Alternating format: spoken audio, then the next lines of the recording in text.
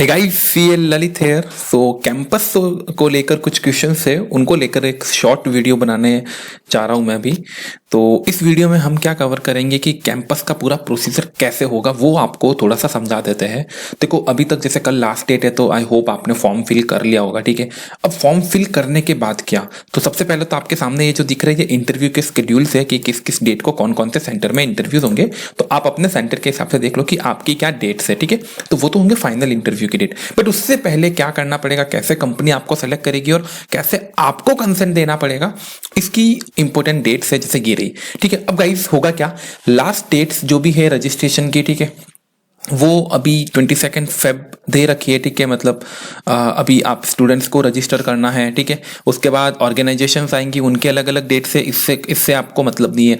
अब क्या होगा गाइस, अब जैसे आपकी प्रोफाइल वहां पे सबमिट हो चुकी है, ठीक है, तो वो डेटा जाएगा जो भी है रेस्पेक्टिव कंपनीज के साथ में डेटा शेयर होता है और कंपनीज आपको शॉर्टलिस्ट करती है। अब सब कंपनीज की अलग अलग रिक्वायरमेंट्स होती है, तो वो कंपनीज उनकी रिक्वायरमेंट के हिसाब से शॉर्टलिस्ट करती है और देखती है कि उनको किन किन कैंडिडेट्स को इंटरव्यू के लिए बुलाना है। तो शॉर्टलिस्टिंग 2 राउंड में होती है। तो फर्स्ट, पहली बार कंपनियां शॉर्टलिस्ट कब करेगी ये देख लो आप, जैसे मुंबई एंड दिल्ली के लिए 23 टू 28 फरवरी, ठीक है।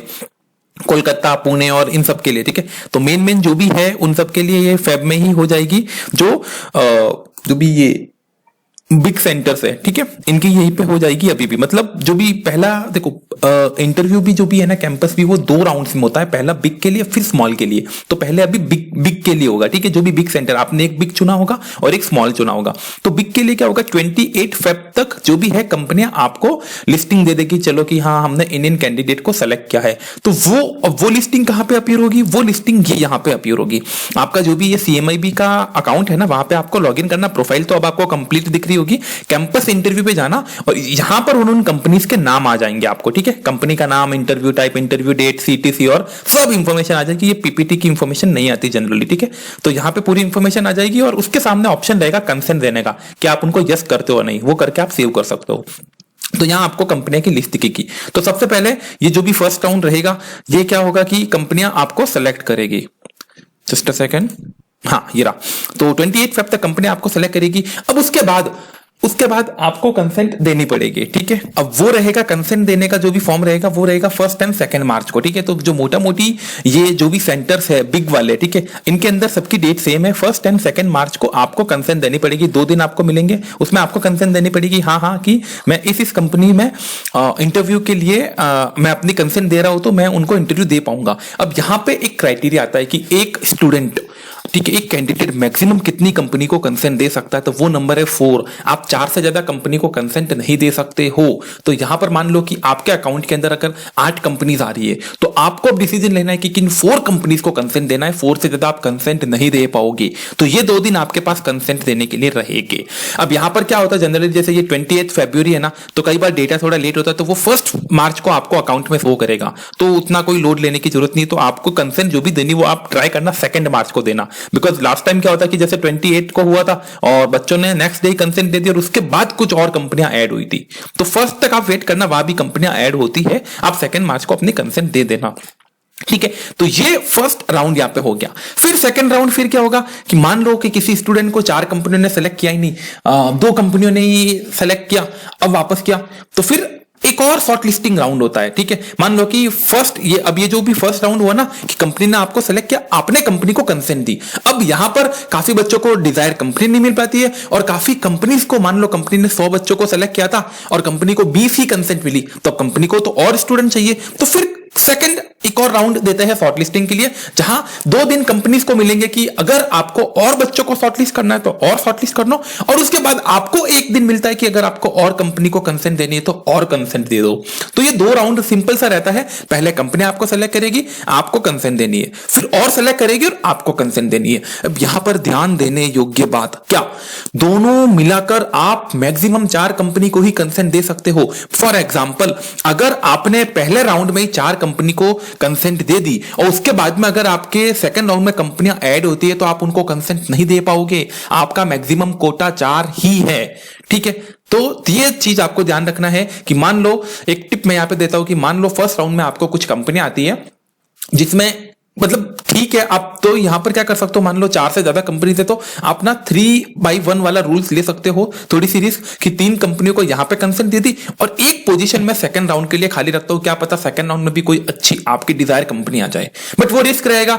आती है जनरली सेकंड राउंड में भी कंसेंट्स के लिए कंपनियां आती है, ठीक है, बट मान लो नहीं आई तो फिर आपको 3 ऑप्शन के साथ में ही रहना पड़ेगा, वो रिस्क भी रहेगा, रिस्क कम रिवॉर्ड वाला चीज है। मान लो नहीं तो आपने अगर यहां पे चारों कंसेंट दे दी और सेकंड राउंड में अच्छी अच्छी और कंपनी आ गई तो फिर आप आगे कंसेंट नहीं दे पाओगे उनको। तो ये डिसीजन आपको लेना है कि आपको पहले ही 4 की देनी है, 3 की देनी है। और जिन बच्चों को ऑफकोर्स मतलब 4 से कम आती है उनके लिए तो क्या है कि हाँ यहीं पे जितनी आ रही 3 आ रही तो तीनों को दे दो, बाकी सेकंड का भी आप वेट करो।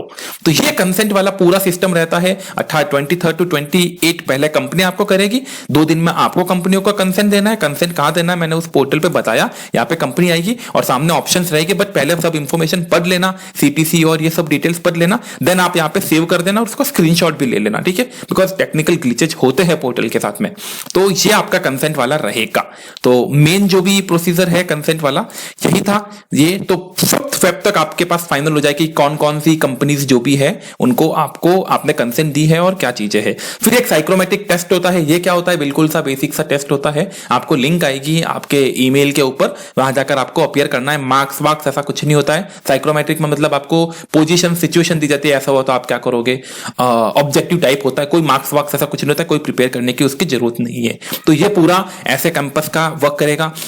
इन बिटवीन क्या होगा गाइस, जैसे मान लो कि यहां तक पूरे कंपनी की शॉर्टलिस्टिंग खत्म हो जाएगी, ठीक है, मुंबई की 5 मार्च तक। अब देखते हैं मुंबई के इंटरव्यू कब है। मुंबई के इंटरव्यू 10th 12th मार्च को है, तो फिर 5 मार्च से 10th के बीच में कंपनियां क्या करेगी, आपसे कांटेक्ट करने का ट्राई करेगी, आपको कुछ फॉर्म फिल करवाएगी। तो अपने ईमेल के ऊपर आपको विशेष ध्यान रखना है। आपको कंपनी से मेल आते रहेंगे, सीएमआईबी से मेल आते रहेंगे, कंपनी आपको फॉर्म फिल करवाएगी तो उनको टाइमली फिल करना। कई कंपनियां अपने ना ऑर्गेनाइजेशन के हिसाब से टेस्ट लेती है, टेस्ट के बेसिस पे सेलेक्ट करती है, तो वो भी आप ध्यान रखना। तो ईमेल के ऊपर आप ध्यान रखते रहना। कई मेल ना स्पैम में चले जाते हैं, जैसे ये हुआ था लास्ट टाइम, बच्चों के साथ में स्पैम में मेल जा रहे थे तो बच्चे टेस्ट ही नहीं दे पा रहे थे, तो कंपनी उनको डिस्क्वालीफाई कर रही थी। तो आपको पूरा ध्यान रखना है ईमेल के ऊपर, ईमेल में स्पैम भी चेक करते रहना है। कम से कम जब तक इंटरव्यू नहीं हो तब तक तो ये काम आप करते रहिए। और जो फॉर्म्स आपको बोलते हैं कंपनियां वो फिल कीजिए, और कोई टेस्ट का बोलते तो वो दीजिए, या काफी कंपनियां सीवी आपको अलग से मंगवाएगी मेल पे तो वो शेयर कीजिए। और उसके बाद प्रोसेस चालू होगा आपका इंटरव्यू का।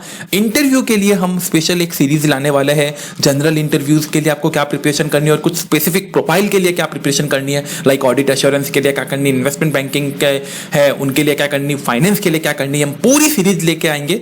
सो जस्ट जुड़े रहिए हमारे साथ एंड ऑल द बेस्ट। अगर आपको कोई क्वेश्चन है तो यू कैन आस्क हियर। तो थैंक यू सो मच।